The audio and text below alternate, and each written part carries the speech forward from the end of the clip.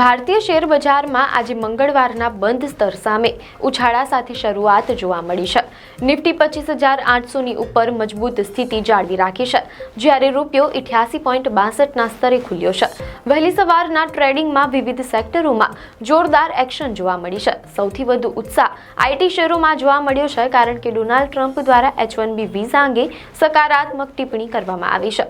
આ ઉપરાંત અદાણી ગ્રુપના શેરોમાં પણ તેજી જોવા મળી રહી છે અને અદાની એન્ટરપ્રાઇઝ નિફ્ટીમાં ટોચનો ગેનર બન્યો છે। અર્નિંગ્સ Q2 પરિણામોની પ્રતિક્રિયાની વાત કરીએ તો RVNL-માં 1%થી વધુનો ઘટાડો જોવા મળ્યો છે, જ્યારે L&T ટેકનોલોજી સર્વિસીઝે ઓટોડેસ્ક સાથે ભાગીદારી કરતા શેર બજારમાં તેજી અનુભવી છે। મેક્સ ફિન ઉચ્ચ વોલ્યુમ સાથે ટ્રેડિંગમાં જોવા મળી રહ્યો છે। બજારની આ મજબૂત શરૂઆત આગામી સત્રો માટે આશા જન્માવે છે। આવી જ ન્યૂઝ અપડેટ માટે ધ લોકસત્તા પેજને ફોલો કરો।